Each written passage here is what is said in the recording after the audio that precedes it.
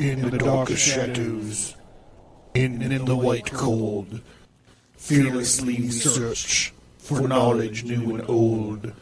We drink the strong spirits and read ancient tomes, the order of the Abercast.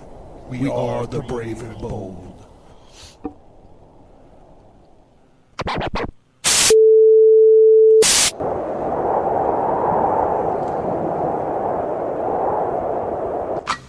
Allahu Akbar, Allahu Akbar.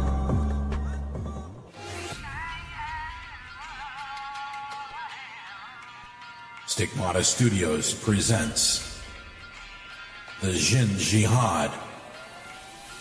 The Jinn Jihad kicks your face with myths, mysteries, epic battles, suicide bombers, quirky characters, and divine power armor. In this epic graphic novel, the warrior archangels descend on a city in chaos. It's all-out war. The non-standard assembly battles an ancient terrorist organization and their ultimate weapon, a corrupted, magically enhanced, unstoppable monster, the Jinn. This graphic novel is a wild ride. It's one part distant Arab myth, one part Old Testament angelic vengeance, and one part unique heroic tough guys. Available on Amazon. Get more info on the Jinn Jihad and other titles at stigmatastudios.com.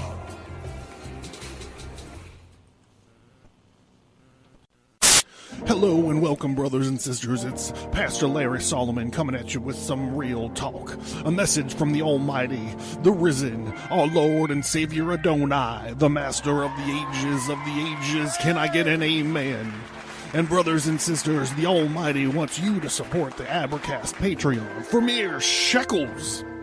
For less than a half of a bottle of that blessed bottom shelf gin. Can I get an amen?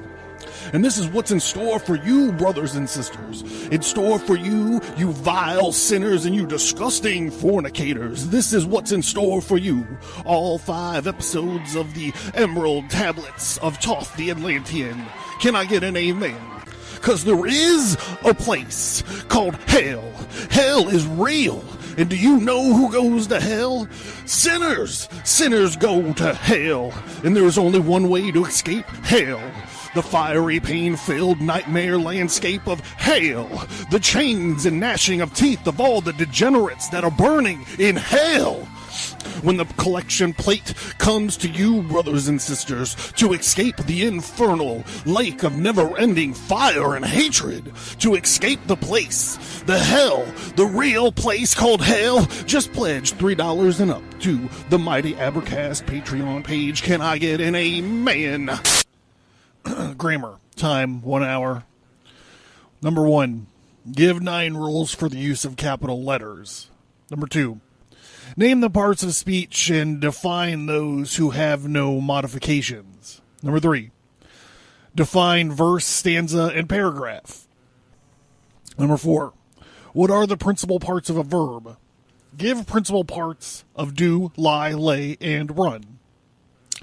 Number 5, define case, illustrate each case. Number 6, what is punctuation? Give rules for principal marks of punctuation. 7 through 10, write a composition of about 150 words to show therein that you understand the practical use of the rules of grammar. Arithmetic, 1.25 hours. Name and define the fundamental rules of arithmetic. Number 2, a wagon box is 2 feet deep, 10 feet long, and 3 feet wide. How many bushels of wheat will it hold? Number 3, if a load of wheat weighs 3,942 pounds, what is it worth at 50 cents per?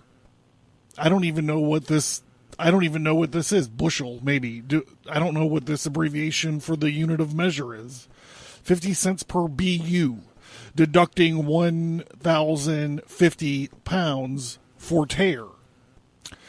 Number 4. District number 33 has a valuation of $35,000. What is the necessary levy to carry on a school 7 months at $50 per month and have $104 for incidentals? Number 5, find the cost of 6,725 pounds of coal at $6 per ton. Number 6, find the interest of $512.60 for 8 months and 18 days at 7%.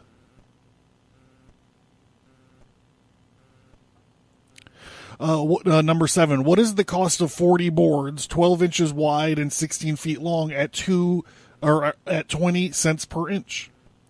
Number 8, find a blank discount on $300 for 90 days, no grace at 10%.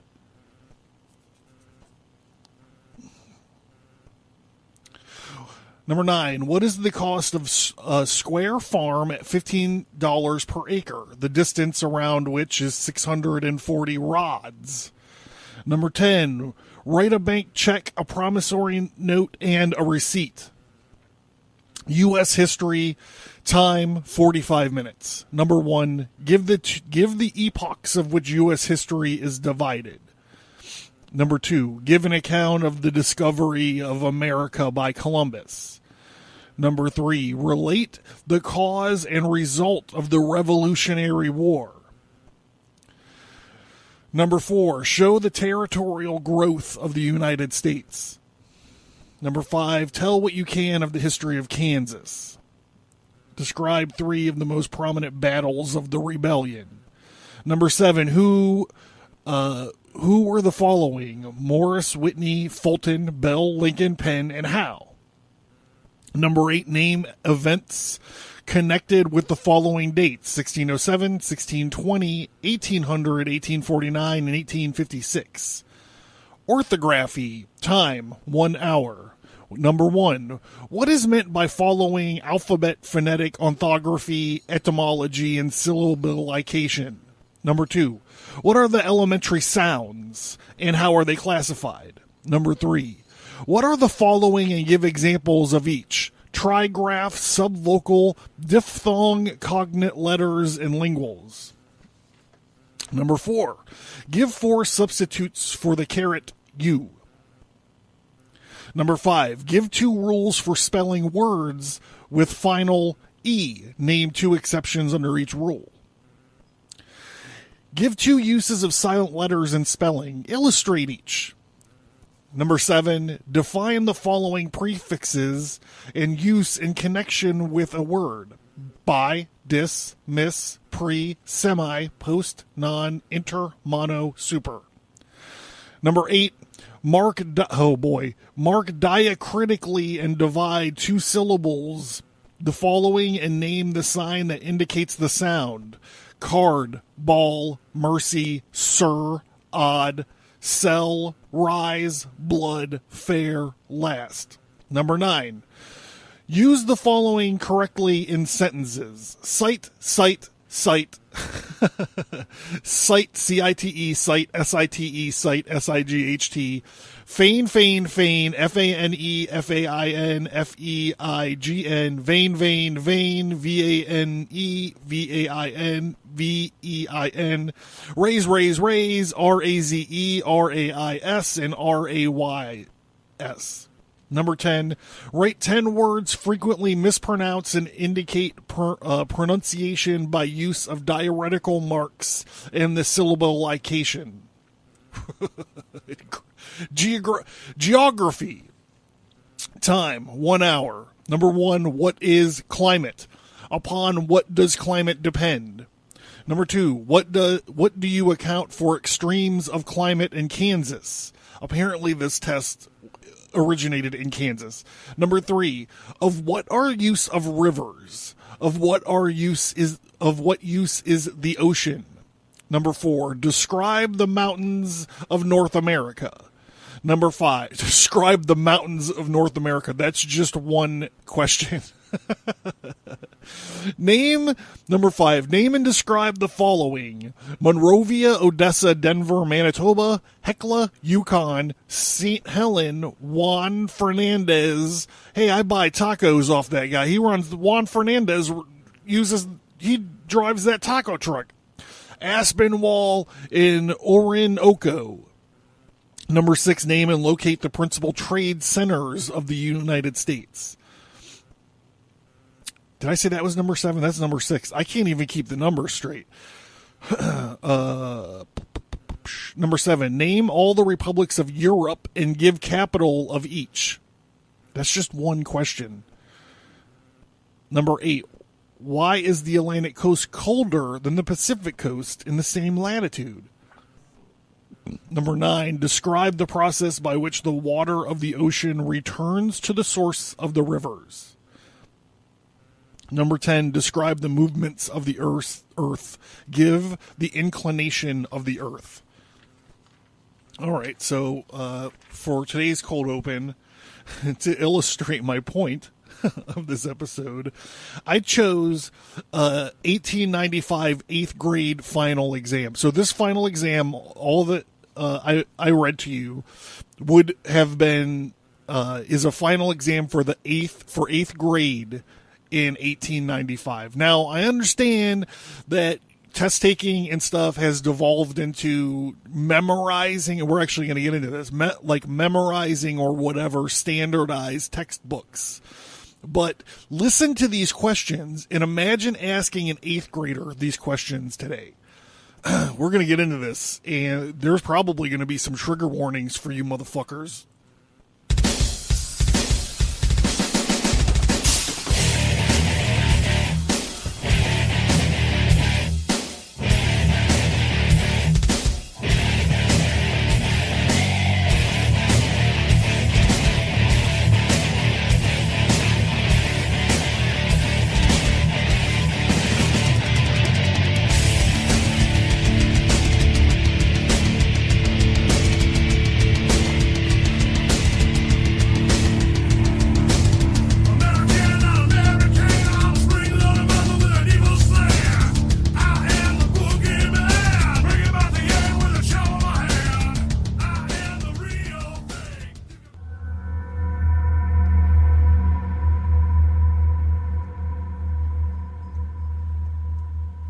The Abercast. Occult. History. Conspiracy. Violence.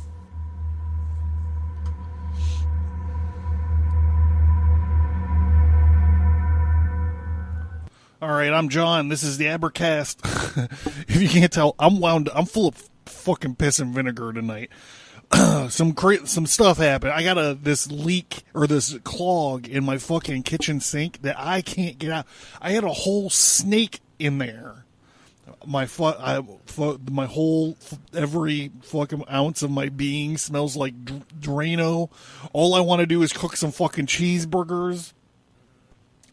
I'm cooking some bacon Gouda burger. They're gonna be fucking fantastic. But I can't cook them because the fucking sink's all clogged up. I'm like literally, figuratively at the end of my rope.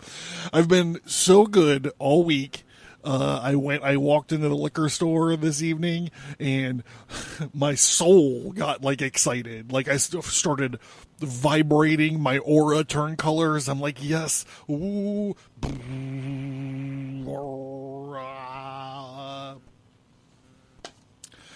So I blessed my vessel and I'm getting into it. So won't you guys join me? Bust out your mugs. Bust out your mason jars. Let's do this thing. We got a big show. I got a big show. Like I said, I'm agitated and I'm amped, and it's going to be a high energy show, I think. So I'd like to, before we get started, like to encourage everyone to do the iTunes thing. Please do the iTunes thing, pretty please. Check out the website, stigmatastudio.com or abercast.com. On the bottom of all the website pages, you can find my links to my social media. Please hit me up. And check out my Patreon account on Patreon this month. This is for the month of for the month of September for Patreon, we have 5 episodes about the Emerald Tablets of Thoth, the Atlantean. We have 1 episode called The Many Lessons of the Emerald Tablets of Thoth, the Atlantean. So, also, you get shows that will go up on the regular stream. You get them early, and you don't get the third party ads there. So if you're interested, check out Patreon. As far as troops or tomes for troopers is concerned, we got a guy out of Afghanistan, I believe, and he had a pretty general request. His request was he wants DVDs. So that leaves it pretty open. I'm not exactly sure what to do with that. So I was thinking to get him a collection of martial arts movies, maybe a couple collections of martial arts movies. Hey, because I remember one time for 2 weeks of my life, every waking moment was spent watching one movie, The Adventures of Ford Fairlane, for 2 weeks straight. Every waking moment.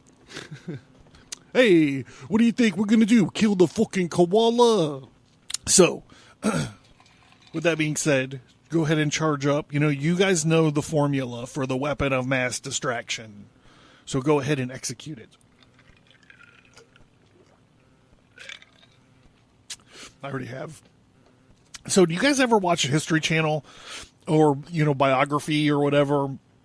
When they read people from like a past era, when they read their correspondence and you're like, damn, son, that is really beautifully worded. And that's not like a fucking Hallmark card. That's how they wrote to their bros to say what's up. You're just like, wow, man, that dude was eloquent.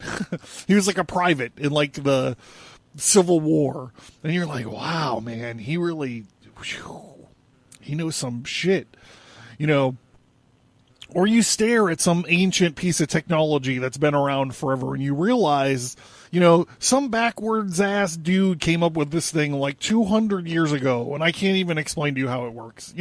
Like I think of like locomotives. I understand like the steam builds up and it moves the pistons and, there's probably like a drive shaft in there, but it's a fucking mystery. It's all a fucking mystery.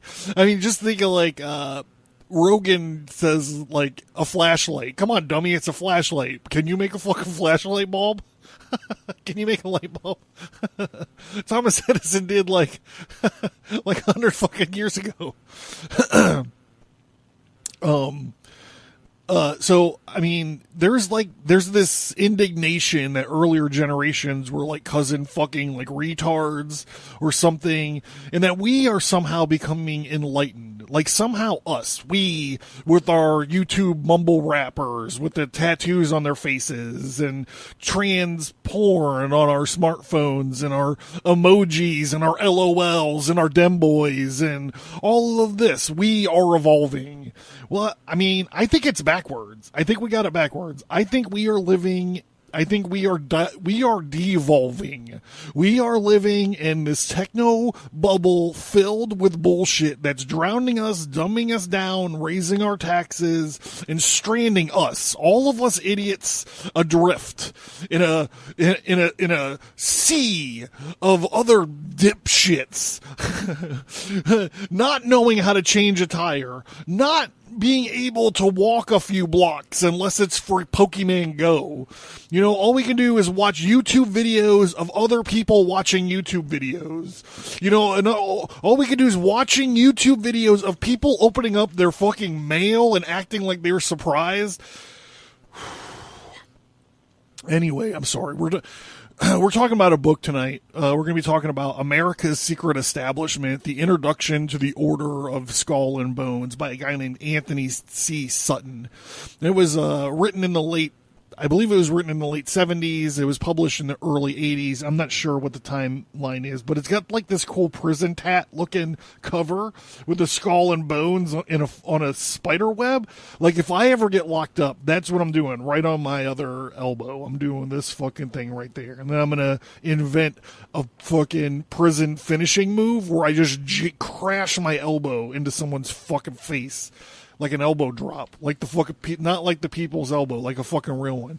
Actually, that's a disaster for me because I used to drop elbows on cement floors and I have like chips in both of my elbows, so that probably wouldn't be an effective finishing move for me. I gotta rein it in, bro. I gotta rein it in. Fucking like center my chi or something. It's about the management of your shadow self, right? It's like the you that walks around every day and goes to work and, you know, is miserable, and you punch your little time clock or whatever, and you go home and you put up with your fucking cats and all this stuff, and you order pizza. That person has like a certain set of limitations. That person has a certain set of rules. And then you have this dark side that only you know about, this shadow self. You know, this is the person that will fuck your best friend's girlfriend, you know. This is the person that cheats on his taxes, you know. So you to manage this shadow self, you have to figure out how to merge them. How do you make one work in a acceptable way than the other one, you know. Just like, if I got the need, like I'm like, I need to get aggressive and talk some fucking shit, be a little bit of a bully. I just got to flip a few switches and I'm here, bros, you know. So, okay, I digress. I don't even know where the shit that came from. I'm sorry. I just been thinking about some stuff, I guess. So, this book, there's a lot of names and different characters, and this book jumps the fuck around as fast as shit from like one bonesman to another, not even in the same class, you know. I mean, but they only admit like 15 a year, so whatever. If you are if you're super interested in the details of what we're going to be talking about, or like you're taking notes or something, I want to apologize in advance because, you know, I'm attempting to stick with this overall story rather than the details of the minutia of the order. You know, this episode was originally going to be about the nightmare that the progressives made of the public education system in the 20s. But as I started reading it and researching it, I found this was a bit earlier. And it was directly linked to the progressives, so I wanted to jump in. So remember that this episode is all about the skull and bones, but it's not necessarily about the skull and bones, if you know what I mean. You know, we're talking about their members and what happened to the public education. You know, if you want to hear stories about these guys dressing up like chicks and peeing on each other while confessing their sexual bullshit, then I'm sure you can find that other places. There's a Matt Damon movie where they do that, I guess. So, with that being said, you know, I forgot to mention when I was talking about the website, we have a featured topic link on the website. So you just go there and find all the other episodes that this is linked to. The one that's jumping out at me right away is the Pancho Villa episode, the Pancho Villa skull episode, because we talk about that, and we talk about the German connection to that a lot. I had Justin Rimmel from Mysterious Circumstances on. So that's the one episode that really jumps out to me. But as I think about it, there'll be more, because this is all about, you know, whatever. We're going to get into it. So the book's called America's Secret Establishment: An Introduction to the Order Skull and Bones by Anthony C. Sutton. All right, we're like 20 minutes in. That's pretty good. We're going to just jump to page 57. So this book is organized by memorandums instead of chapters. So I'm only bringing that up so it doesn't get confusing. And as it goes through, this book is dense, bros. So as we go through, I actually wind up skipping some memorandas to get to the next one that continues on with our story. And we kind of change like the cast of characters a little bit because we're talking about a bit of a stretch of time, which is why I started out by apologizing that this might be a little confusing jumping from person to person, but I'm going to try my best to connect the dots for everybody as we go through. God, this is so good. It's like the mother's milk.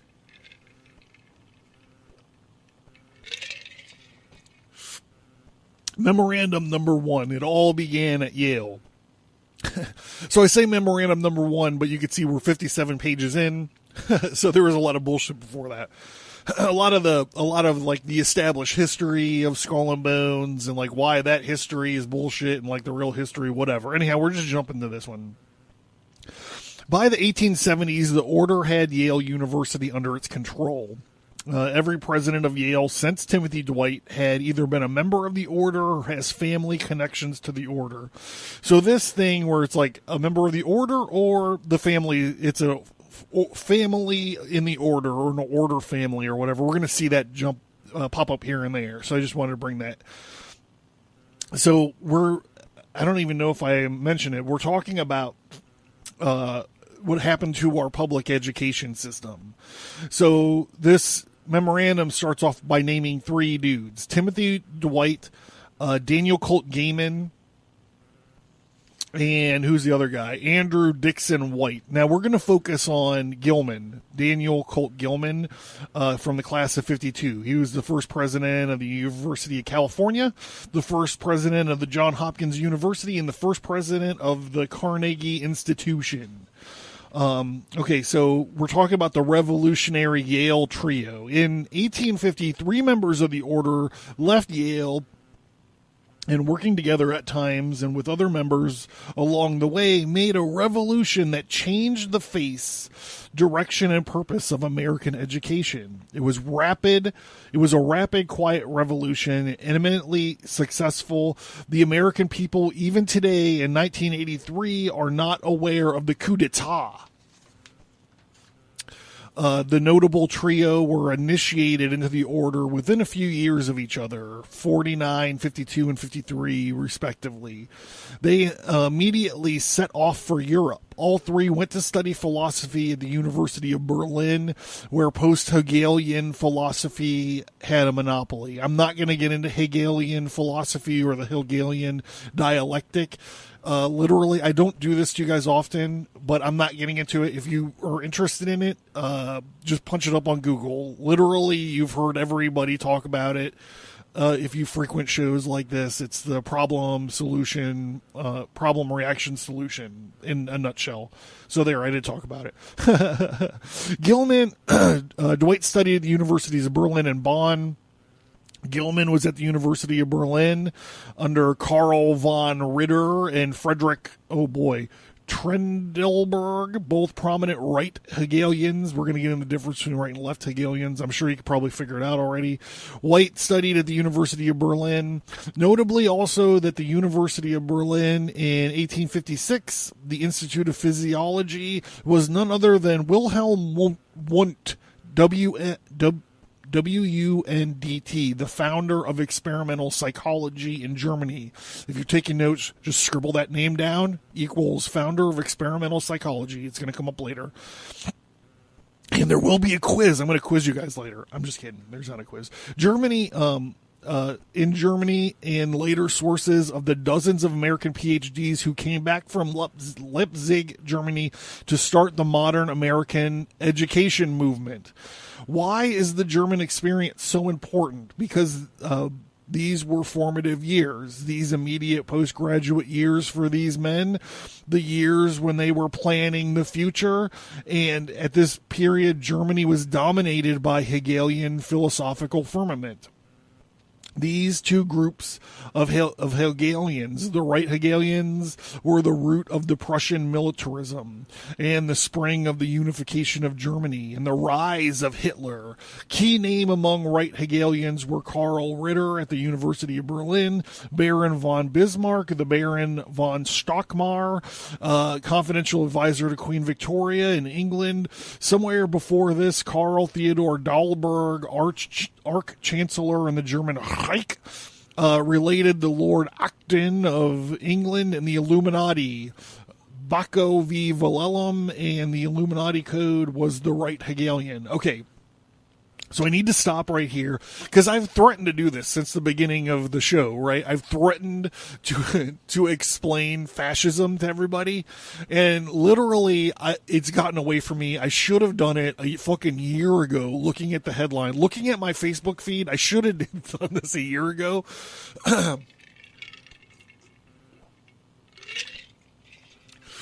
But alas, I fucked myself. Anyhow, So when you hear this, that the right Hegelians were like the Nazis, and you're about to hear that the left Hegelians were the commies, people here in this day and age equate that to the right wing and the left wing. And I can understand the thing, but you have to understand that Europe is different, son. Europe is different. When you're talking about right wings, if you're talking about conservatism in its purest form, I'm not talking about Republicans, I'm talking about conservatives. Conservative, there is no fascism. Fascism is a leftist thing. You know, we actually can see that looking not that far back into American politics. Obama took over, what was it, like a sixth of the economy with universal, well, what he's trying to turn into universal health care. He took over car companies and turned them over to the bailout, right? They're too big to fail. He took over car companies. That's the definition of fascism. It gets mixed up with nationalism because in the Italian fascist days, which led to the German fascist days, which ultimately led to stuff like the Ba'ath Party in Iraq, militarism was the way to do it. It was the way to organize. So they used this militarism and this nationalism, but it doesn't have to be like that. George Carlin talked about this, saying, you know, it's going to be happy fascism in America. You know, anyhow, like I really should do. Jonah Goldberg wrote a great book called Fascist Liberalism, from FDR to Hillary Clinton, I think it was called. It's knee jerk. It's troll, like the name of the book is real knee jerk and it's real trolly, but it's very interesting. So I just needed to draw that line for you guys. They call it right and left, but what they're really talking about is fascism and communism, which is both a function of our left. Okay. Please don't judge me too hard on that. Let me do this. Let me get through this, and I'll think about doing that Jonah Goldberg episode. I'll think about doing this fascism episode or whatever. Anyhow, get back into this. There are also left Hegelians, the promoter of scientific socialism. Most famous of these, of course, are Marx, Friedrich Engels, Heinrich Heine, Max von Steiner, and Moses Hess. The point to hold in the mind are that both groups use Hegelian theory of the state as a starting point. The state is superior to the individual. Prussian militarism, Nazism, and Marxism have the same philosophic roots, and it left its mark on our trio. So we're going to talk about this specifically, Daniel Coyet Gilman. Gilman wrote his sister, Gilman wrote his sister in 1854. And what he most desired to do upon returning home to America was to influence New England minds. And an extract from one of Gilman's letters is worth quoting at length. Well, I chopped it down a lot from what this guy did, but here we go. Daniel C. Gilman, in the early 1870s, as president of the University of California. He says, William wrote his sister from St. Petersburg in April 1854. When I get home to America, I must have some definitive notion, day and night. I think that time, and in all I see and all I do, I am planning and becoming useful at home. I find my wishes cling more towards a home in New England, and I long for an opportunity to influence New England minds. If I am an editor, New York is the place, but to tell the truth, I'm a little afraid of its excitement, its politics, its money-making whirl. I look, therefore, more and more to the ministry, and probably the place where I can do more good than anywhere else. That is to say, if I can have a congregation which will let me preach such things as we have talked about over the many times in our upstairs confabs. I am glad you remember those talks with pleasure, for I look upon them as among the greatest providences of my life. If ever I make anything in this world or another, I shall owe it to these blessed influences of my home. For me, it seems as though new notions and wider views of men and things were crowding upon me with wonderful rapidity. And in every day, every hour, I think of some new thing which I shall have accomplished in America. I find my thoughts unconsciously almost dwelling on the applications of Christianity or the principles of the New Testament to business, study, public education, political questions, travel, and so forth. I had a long talk with Mr. Porter in Berlin. It was 3 days long with an occasional interruptions on topics related to such as I have named. And he assures me that there are many places in New England ripe for the advocacy of some such views upon which these questions as I have often hinted to you at home. I told him a great deal about my thoughts on such things, talking quite as freely and perhaps more fully than I've ever done with you girls at home. He seemed exceedingly interested, and he told me that the kind of preaching I spoke of was the kind now needed, the kind which would be influential and good. And on the whole, he encouraged me to attempt it, and I feel more desirous to do so, and shall keep on. In all I see and hear abroad in the examination of every influence now working upon men, churches and schools, political and literature. Daniel Coit Gilman is the key activist in the revolution of education by the order. The Gilman family came to the United States from Norfolk, England in 1638. On his mother's side, the Coit family came from Wales to Salem, Massachusetts before 1638. Gilman was born in Norwich, Connecticut, July 8th, 1831, and his family laced with members of the order and links to Yale College. It was known, Yale College as it was known from that time. Uncle Henry Coit Kingsley, the order, 1834, was treasury of Yale from 1862 to 1886. James, well, anyhow, he goes on to establish this dude's family as an order family all over the place. Return to the book. Gilman returned from Europe in 55 and spent the next 14 years in New Haven, Connecticut, almost entirely in or around Yale, consolidating the power of the order. His first task in 56 was to incorporate Skull and Bones as a legal entity under the name of the Russell Trust. The Russell Trust. Anyhow, it goes on, and he's like, he incorporates this thing, and they say that there's no link to it from the order, so as far as the members are concerned, it is designed to be secret.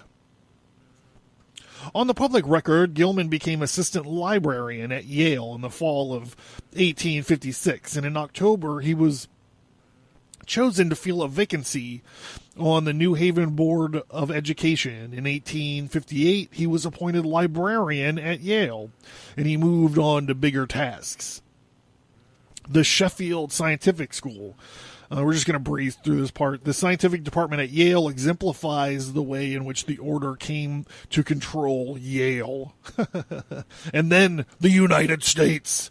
In early 1850, Yale science was insignificant, just 2 or 3 very small departments, and in 1861, these were concentrated into the Sheffield Scientific School with private funds from Joseph E. Sheffield. Gilman went to work to raise more funds for expansion. A lot more stuff about his family. His bro winds up getting married to the daughter of some chemistry professor and so forth, and he uses all this political pull to secure a swath of land from the federal government, and he used it to continue building this scientific school. So going on in the book, the order repeated the same grab from public funds in New York State. All of the New York shares of the Land Grant College Act went to Cornell University. Andrew Dixon White, who was one of the other trio that we started talking about, a member of our trio, I should have just read ahead, was the key activist in New York and later became the first president of Cornell. Daniel Gilman was rewarded by Yale and became a professor of physical geography at Sheffield in 1863. In brief, the order was able to corner a total state share for Connecticut and New York, cutting out other scholastic institutions. This is the first example of scores that we shall present in this series, how the order uses public funds for its own objective. All right. It's still early in this thing. We're going to go long, but I need to break it up.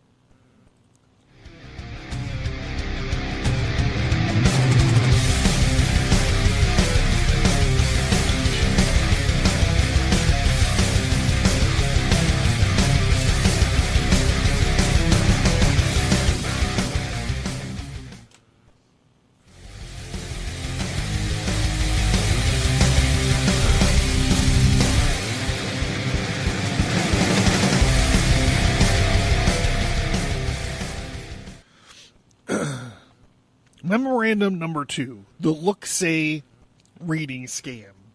A tragic failure of the American education in this century has been a failure to teach children how to read and write, and how to express themselves in literary form. For the educational system, this may not be too distressing, as we shall see later. Their prime purpose is not to teach subject matter, but to condition children to live as societally integrated citizen units in an organic society, real life enactment of the Hegelian absolute state. In this state, the individual will find freedom only in obedience to the state.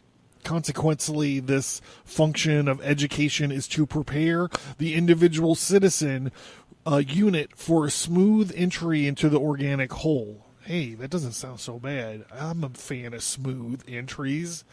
However, it is puzzling that the educational system allowed reading to deteriorate so remarkably.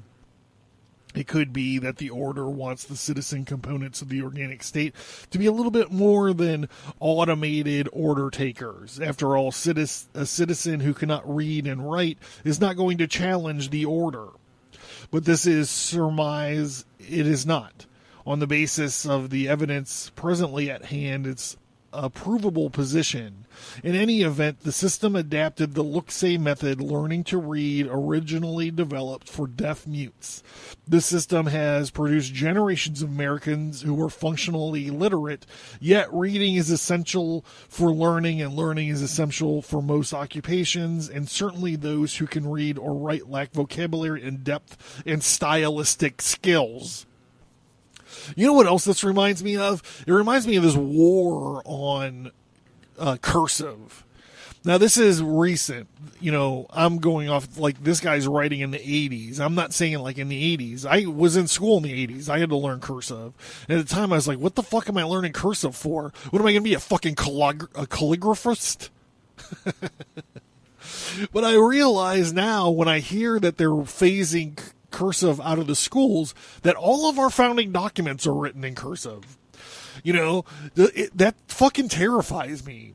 You know, what are they going to do? They're going to Google it. They're going to translate it. They're going to put it in a PDF format or some bullshit. And then they can just change it as however they want. They can leave the real one stuck in that glass there, you know, where Nicolas Cage can go and steal it or whatever. But no one's going to be able to read it. It's going to be like looking for a normal person. It's going to be looking at a wall of hieroglyphs. They're not going to know what the fuck that means in a generation. It's terrifying, man. This whole fucking thing is terrifying. This is why I don't have kids. This is the exact reason I don't have kids. I've already given up. They've already won. It's going to be them or like... Hold on. It's going to be the globalists or the caliphate, one of the two.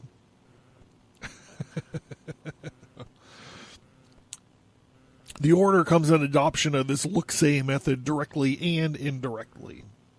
The founder of the deaf-mute instruction, so far as education is concerned, the Look-Say reading originated with Thomas Gallaudet and was designed for deaf-mutes.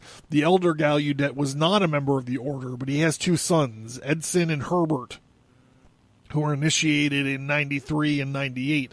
Horace Mann, a significant influence in modern educational theory, was the first promoter of Look-Say and was not a member. However, Mann was a president of Antioch College, and the Tafts, who were in the order, were the most powerful trustees of Antioch. Gallaudet's original intention was to use the Look-Say method only for deaf mutes to have no concept of a spoken language and are therefore unaware of phonetic sounds or letters. For this purpose, Gallaudet, I don't know how to pronounce this, I'm sorry. I'm a product of municipal school system. Found that Hartford School for the Deaf in 1817, the Gallaudet system, works well for deaf mutes, but there is no obvious reason to use it for those who have the ability to hear sound. Anyways, in 1835, the Mother's Primer was published. In Massachusetts Primary School Committee under Horace Mann immediately adopted the book on an experimental basis. Later, we shall find that Horace Mann ties directly to the order. I think we already talked about it. Why did Horace Mann push this method designed for deaf mutes on the school system populated with persons who were not deaf mutes? There are two possible reasons. The reader can take his or her pick. First, in 1853, Mann was appointed the president of Antioch College. The most influential trustee of Antioch College was the co-founder of the order, Alphonso Taft. Second, Mann never had a proper education and consequently was unable to judge a good method from a bad method of reading. Here is a description of Mann's school days. Quote, the opportunities for the lad's schooling were extremely meager. The locality enjoyed the reputation of being the smallest school district, with the poorest schoolhouse and the cheapest teacher in the state, unquote. Mann's teacher was Samuel Barrett, and we quote, in arithmetic he was an idiot. He could not recite the multiplication tables. He could not tell the time of day by a clock. 6 months out of the year, he was an earnest, reliable teacher.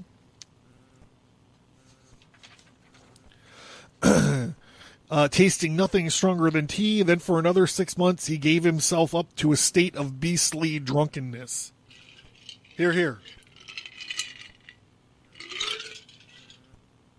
In 1840, there was a backlash, and the look-say system was dropped in Massachusetts.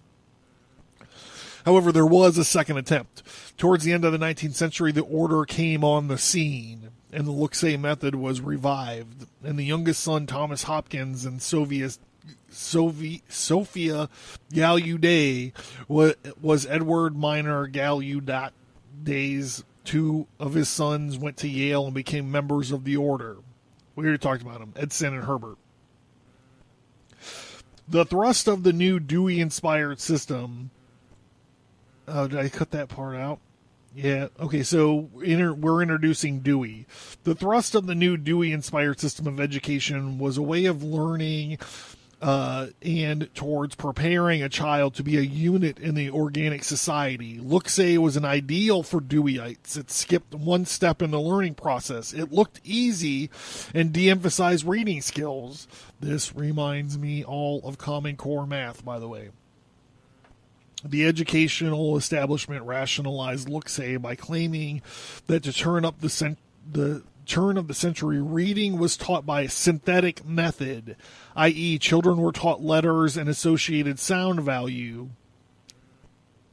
Then they learned to join the syllables to make the words. This was held to be uninteresting and artificial. Educational research, it was claimed, demonstrated that in reading, words are not analyzed into component letter parts, but seen as complete units. Therefore, the reading or the learning to read should start with the complete units. All right, I stumbled through that, and it's difficult because like I said, I'm a product of this stuff. There is this chart in this book of where they have written out. What is it? Hold on. So I have a printout of all this stuff.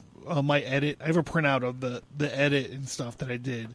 Because the copy of this book that I have, it's falling apart. The spine is totally busting apart. And it's sad. So I try not to open it too much. But I did want to talk about this. Because this is what he's talking about. He's instead of sounding the words out, I guess, he's talking about this thing. So they have two. It's weird because it's like graphic, so it's hard for me to explain. They have two sentences. The cat sat on the mat. And then they have a sentence underneath. This is the rocket zoomed into space. And so what they did is they kind of drew what the words looked like. So it has a big capital T-H-E. So it kind of looks like, you know, that tetra, it looks like an L, inverted and flipped on its side. And then cat, C-A with a tall T, looks like it looks like a mirror image of that, as does sat. And then on just looks like 2 blocks.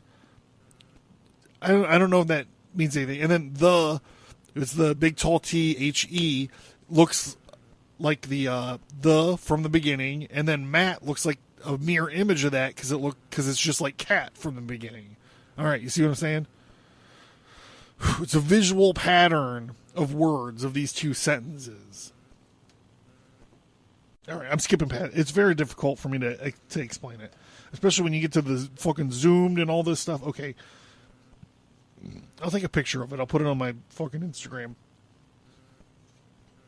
Gilman starts the revolution in American education. When he returned to the United States, this dude named Hall was feeling pretty low.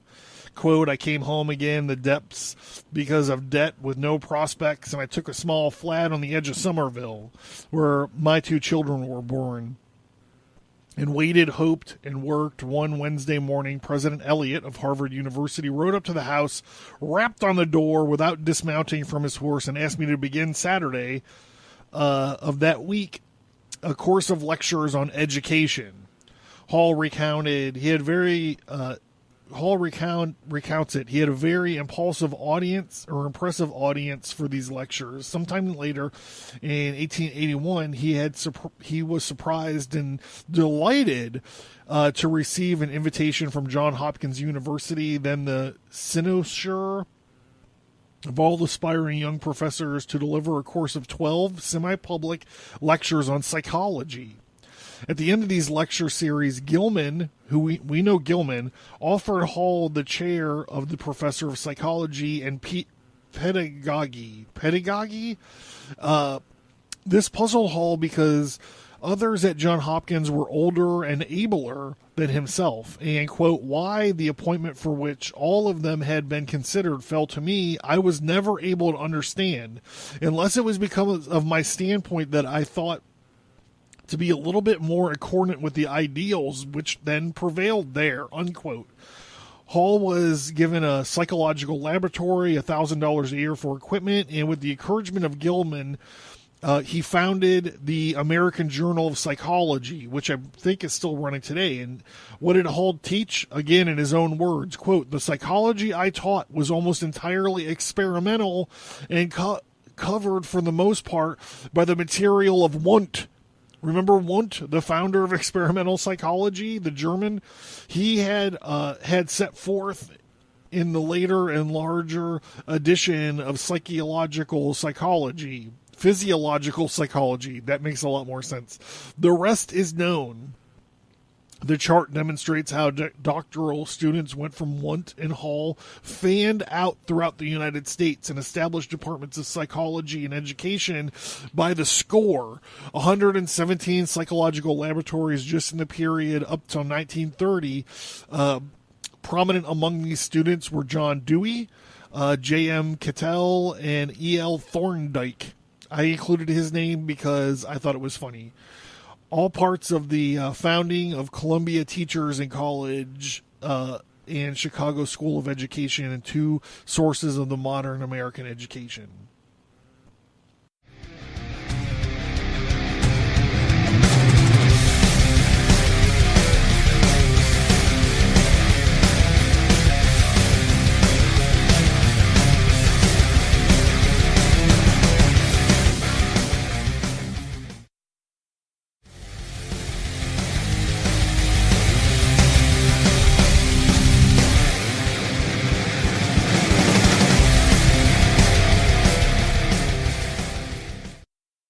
Memorandum number 7. The order's objective for education. We can deduce the order's objective for education from evidence already presented by examining the work and influence of John Dewey, the arch-creator of modern educational theory. How do we do this? First, we need to examine Dewey's relationship with the order. And they compare Dewey's philosophy with Hegel and the philosophy and objectives of modern educational practice. The educational objectives have not, by and large, been brought by any governmental action. In fact, the present state of education has been brought about by legislation. It would have been challenged on the grounds of unconstitutionality. And you're like, what? I hear people talking about this all the time. On the contrary, philosophers and practice of today's system have been achieved by injection of massive private funds and foundations under the influence and sometimes control of the order. When I say the order, I mean Skull and Bones. The implementation we will describe in a future volume how the order controls foundations. In fact, the history and implementation of the Dewey's objectives is also the history of the larger foundation, i.e., Ford, Carnegie, Rockefeller, Peabody, Sloan Slater, and the 20th century. How John Dewey relates to the order. John Dewey worked for his doctorate at Johns Hopkins University, 1882 to 1886, under Hegelian philosopher George Sylvester Morris. Morris, in turn, had a doctorate from University of Berlin and studied under the same teachers as Daniel Gilman, which we know from the last episode, Adolf Tenenberg, and Hermann Ulrisi. Neither Morris nor Dewey were members of the order, but the link is clear. Gilman hired Morris knowing full well that Hegelianism is a total integrated body of knowledge and is easy to recognize. It is a different It is a different from the British empirical school of John Stuart Mill as night as day. John Dewey's psychology was taken from G. Stanley Hall, the first American student to receive a doctorate from Wilhelm Wundt, which we know from the last episode is the father of experimental psychology. He's a German. At University of Leipzig. Gilman knew exactly what he was getting when he hired Hall. With only a dozen faculty members that were all hired personally by the Presidente. In brief, philosophy and psychology came to Dewey from academics, handpicked by the order. From Johns Hopkins, Dewey went as professor of philosophy to the University of Michigan, and in 1886 published Psychology, a blend of Hegelian philosophy applied to Wundtian experimental psychology. It sold well, and in 1894, Dewey went to the University of Chicago. In 1902, was appointed director of the newly founded Rockefeller Money School of Education. The University of Chicago itself had been founded in 1890 with Rockefeller funds. And in a future volume, we will trace through the Frederick Gates and the Pillsbury family. It's an order family. The University of Chicago, Columbia Teachers College were the key training schools of modern education. The influence of Dewey. Looking back at John Dewey after 80 years of his influence can be recognized as the preeminent factor in collectivization. I was going to pause it to sound it out, but I think I got it. Collectivization or Hegelianization of American schools. Dewey was consistent, a philosopher of social change. Buzzword, red flag, dog whistle. That's why his impact has been so deep and pervasive. And it's in the work and implementation of the ideas of John Dewey that we can find objective in the order.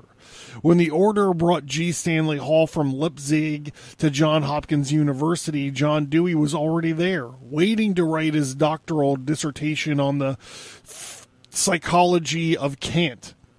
Kant's a dude, not a thing.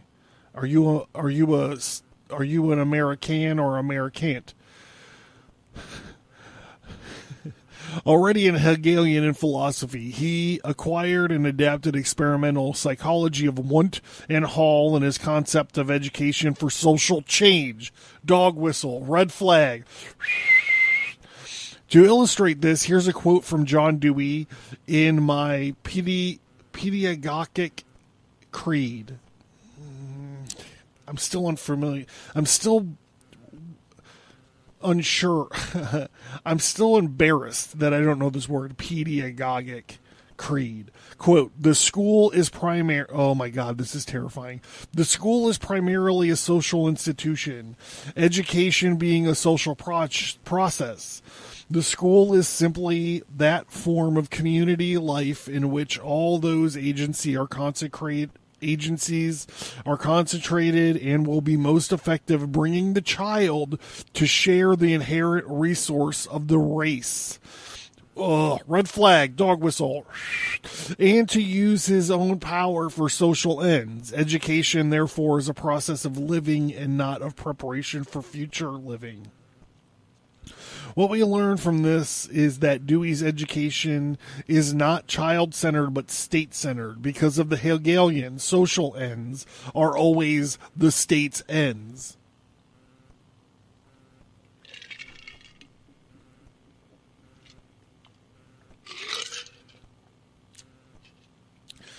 This is where the gulf of misunderstanding between modern parents and the educational system begins.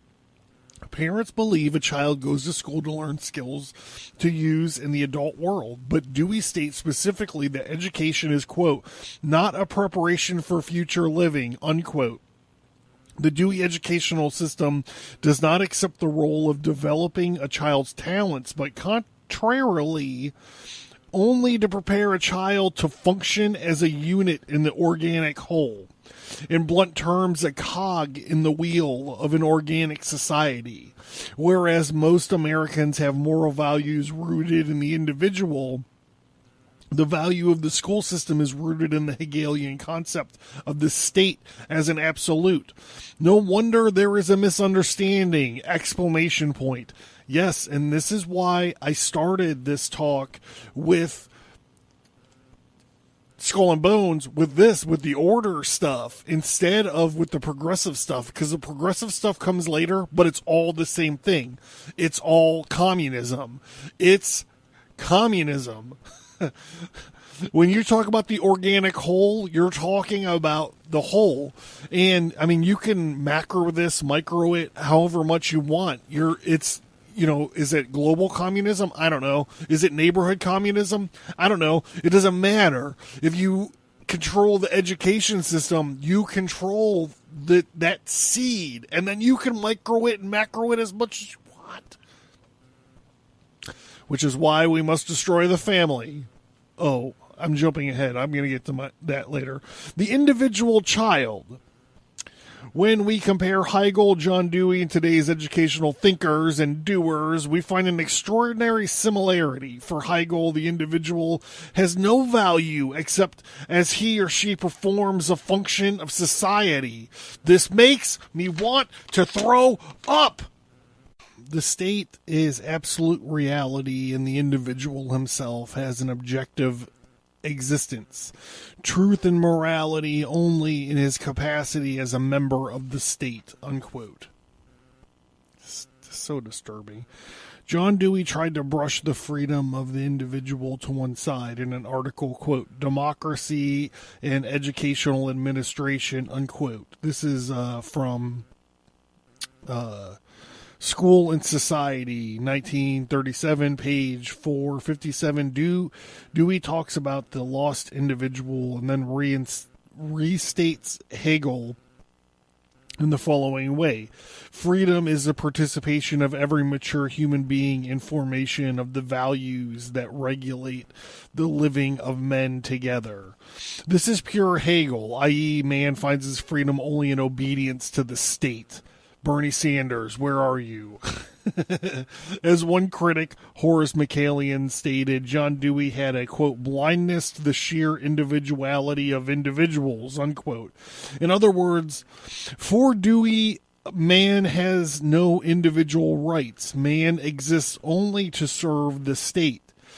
This is directly contradictory to the Declaration of Independence and the Constitution, which the preamble, quote, "we the people," unquote. Then they will go on to define the rights of the state, which are always subordinate to the subject of the will of we the people. This, of course, is why modern educationists have great difficulty in introducing the Constitution into school. Their idea follow Hegel and Dewey indirectly the objectives of the order. For example, an attempt should be made to redress the present overemphasis on individualism in current programs. Students need to develop a sense of community and collective identity. Look, this is Green Day, or not Green Day. What do they call it? Is it Green Day? Green Day's a shitty fucking neo-punk bullshit. They were like way better when they were just singing about jerking off. Earth Day. This is Earth Day. This is the global. Whenever your kids show up and they talk about the global community, this is it. This is where it comes from. Students need to develop a sense of community and collective identity. It comes from Educational Leadership, May 1982. William Stanley, Assistant Professor, Department of Curriculum and Instruction, Louisiana State University. The purpose of education. What then is the purpose of education if the individual has no right to exist, only for the state? There was no need for Hegel to describe education, and so far as we know, there is no statement purely on education in Hegel's writings. It is unnecessary. For Hegel, every quality of an individual exists only at the mercy and the will of the state. This approach is reflected in political systems based on Hegel, whether it be Soviet communism or Hitlerian National Socialism. Everybody, that's the Nazis. When you're like, punch a Nazi, you're saying punch socialists. And Antifa's like, no, we like social. We can't punch social. Brr, brr. It's the Spock episode where logic trips him up and his brain explodes, the Spock robot. John Dewey follows Hegel's organic view of society. For example, quote, education consists either in the ability to use one's power in a social direction or else in an ability to share in the experience of others and thus widen the individual's consciousness to that of that race, unquote.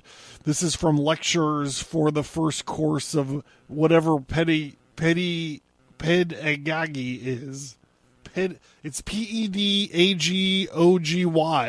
Can someone please look this up and tell me? This last sentence is reminiscent of Hitlerian philosophy of race, i.e., right Hegelianism, which is not the same thing as American right-wing politics. Everybody needs to know this, because everybody is fucking stuck.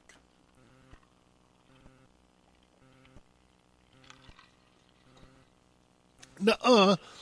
Anderson Cooper said you're Nazis.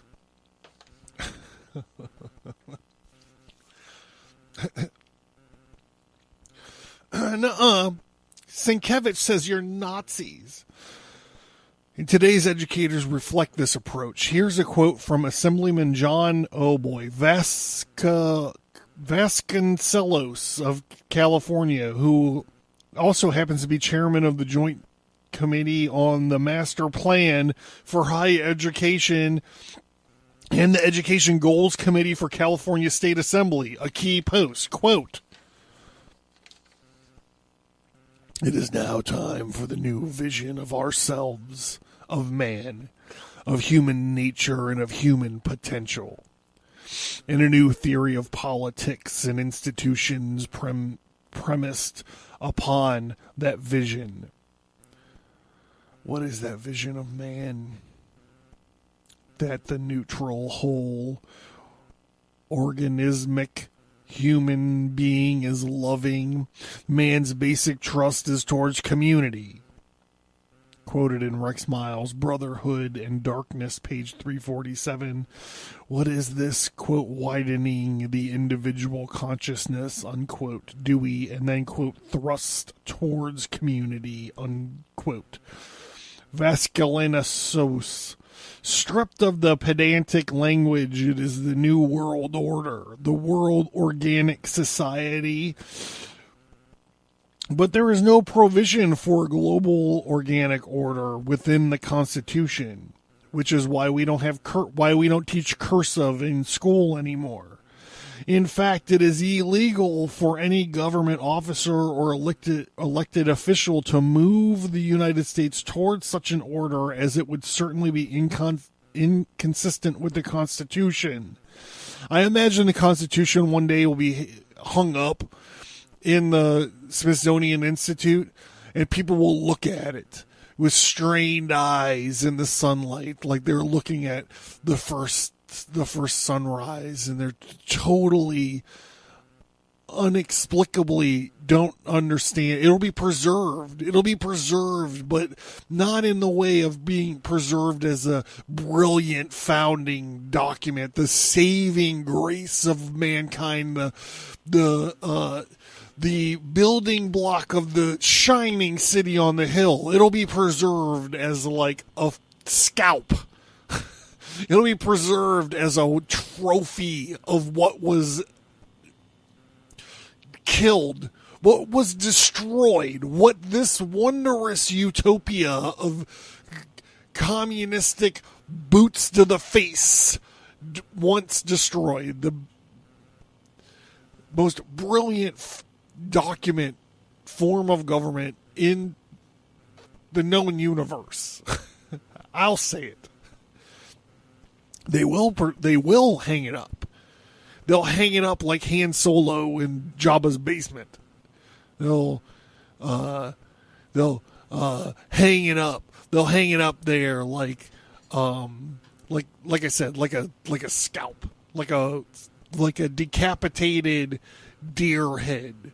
They'll hang it up. They'll hang it up like the crucified Tammuz. I'm not sure if Tammuz was crucified. I've only done like 8 fucking hours of talking about him, so let me rewind that. They'll hang him up like a crucified Balder the Brave.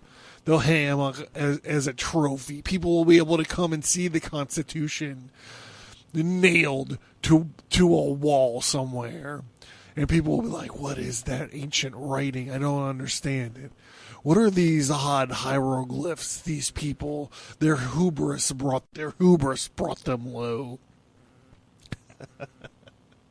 And today's educators reflect this approach. And here's a quote from, I already did this one. Blah, blah, blah. Stripped of the pedantic language. Did I already do this? The New World Order, or the World Organic Society, there is no provision for global organic order. I did this. To be sure. Okay, skip.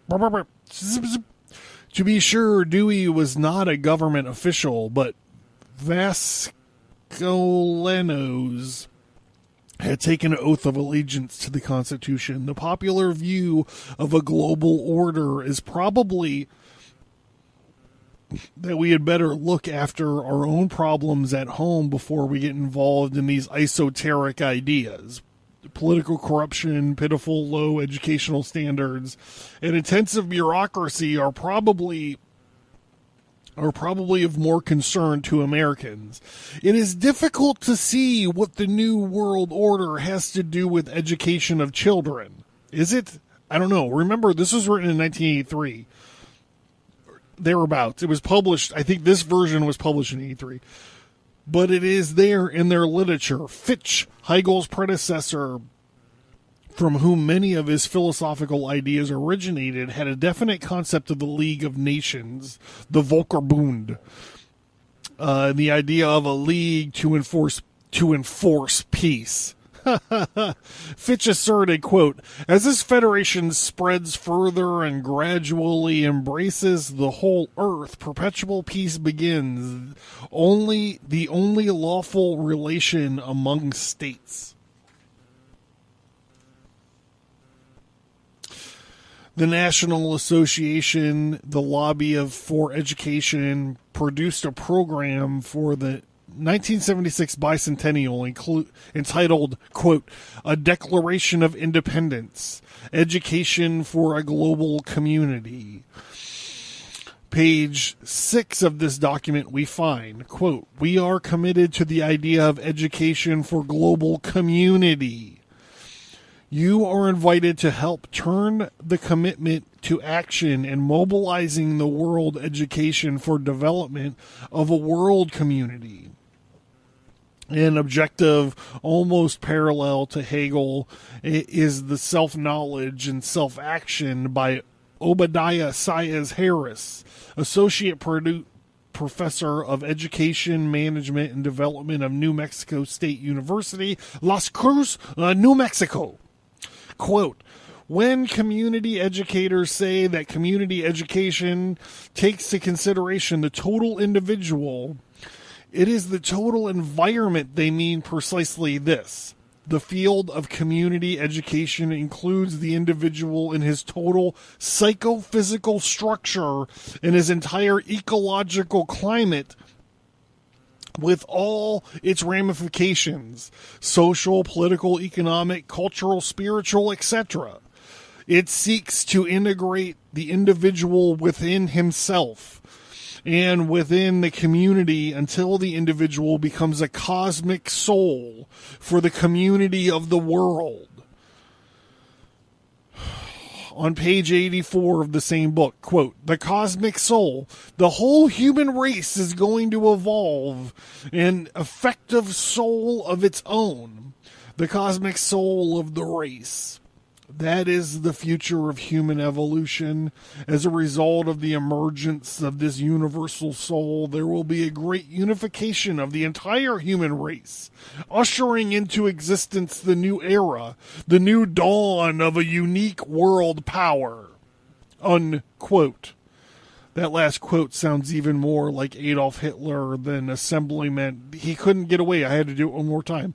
Assemblyman John Vasconcelos. It is the same blend of the occult and the ethnic and absolutism.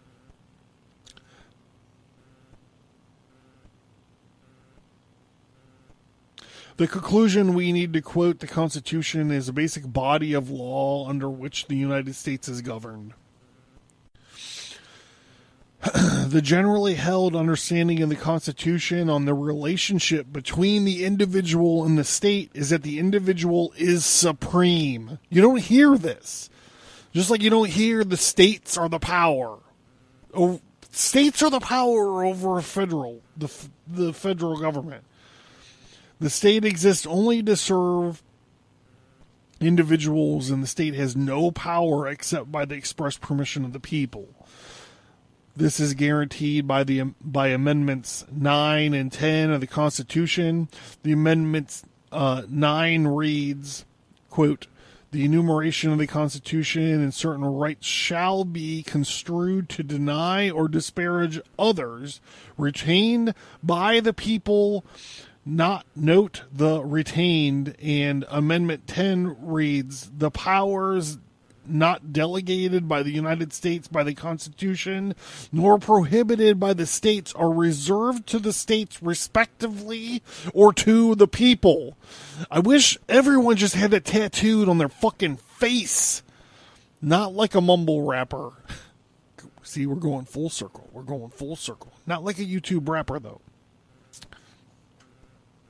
In brief, the proposal of John Dewey and his followers are unconstitutional. They would never have seen light of day in American schoolrooms unless they had been promoted by the order with its enormous power.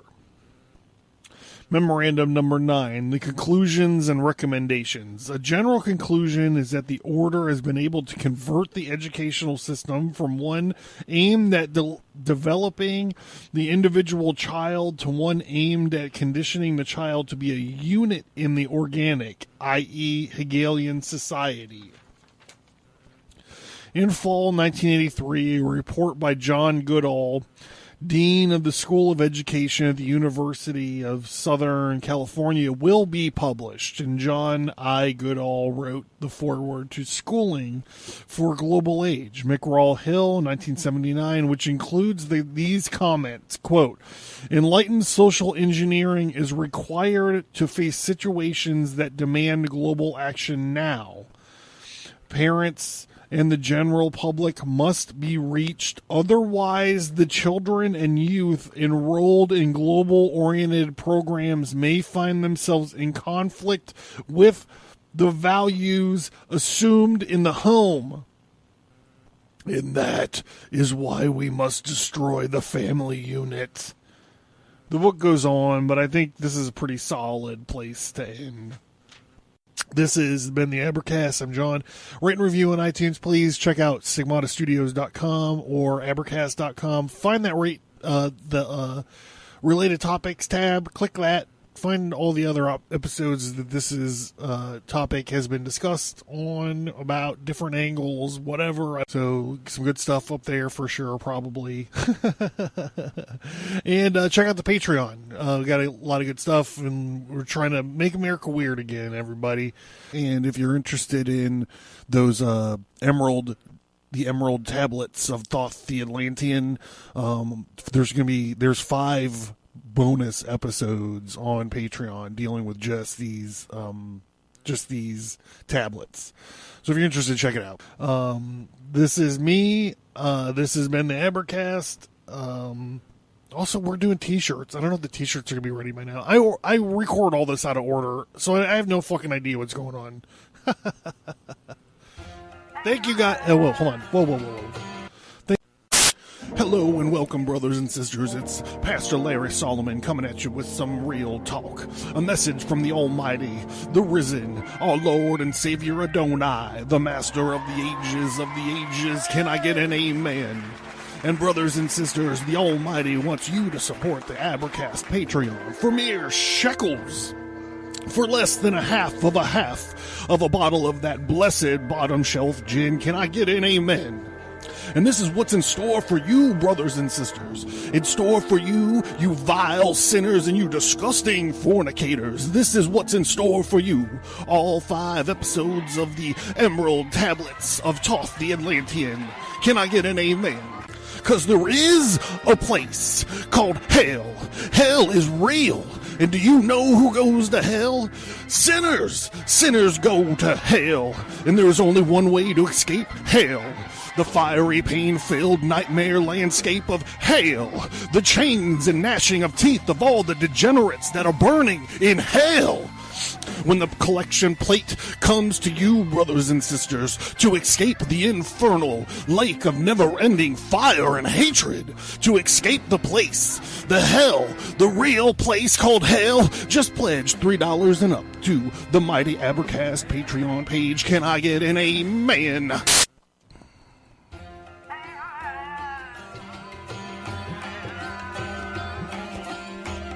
Stigmata Studios presents The Scorpion Strikes.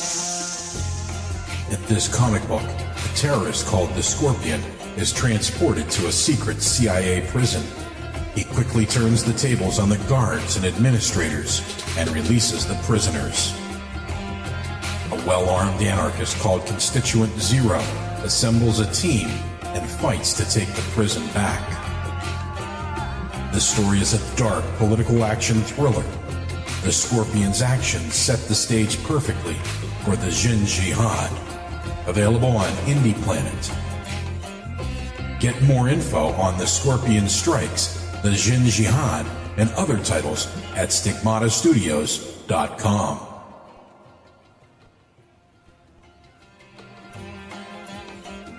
Stigmata Studios presents The Test of the Scorpion. In this comic book, while the Jin Jihad is raging on one side of the city, the terrorist called the Scorpion sets a secondary attack in motion as he obtains a small tactical nuclear bomb. A mysterious, ever-living warrior called Cyrus the Dead Guy steps forward to test the faith of the Scorpion and his lunatic followers. This is an action-adventure story. It's a bit of swashbuckler that wraps up the Jihad stories. Available on Indie Planet. Get more info on the Scorpion Strikes, the Jin Jihad, the Test of the Scorpion, and other titles at stigmatastudios.com.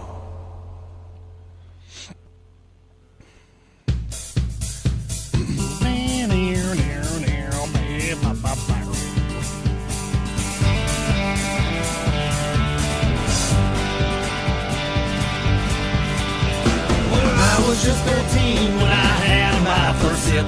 In my darling whiskey, and she tightened up her grip, and she made me sick that night. I knew that the whiskey would take up my life. Well, I stand a fool 2 inches below 5'9", and every guy here wants to take me alive. So I'll take a shot of whiskey and punch out their lights. The whiskey, it make me wanna fuck and fight. I fuck and fight, fuck and fight. The whiskey, it make me wanna fuck and fight.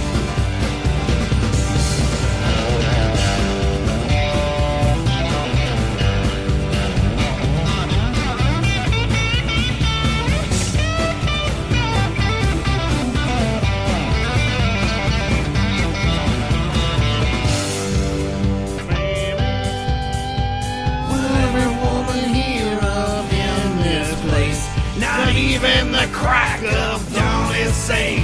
So I'll take a shot of whiskey and say goodnight. The whiskey make me wanna fuck and fight. I fuck and fight, fuck and fight. The whiskey make me wanna fuck and fight. The whiskey make me wanna fuck and fight. The whiskey make me wanna fuck and fight.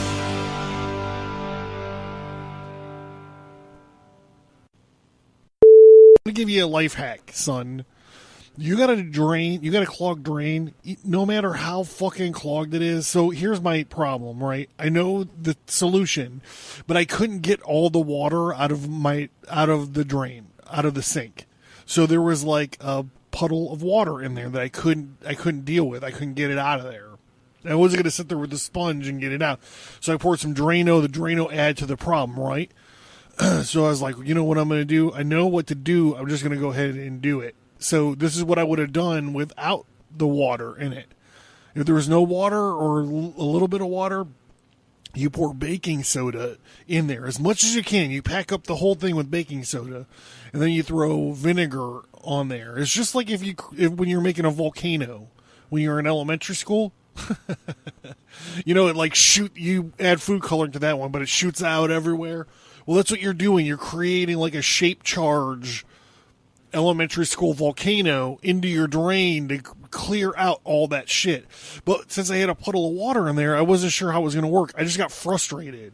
So I piled on this baking soda and it was reacting to the Drano. It was all like a limp dick reacting to the Drano and stuff. And then I put the vinegar in there and it started reacting. And so I then plunged it. I put all that I could into the drain and just plunged it a few times, and I came out and it just drained out. So there's your life hack, son.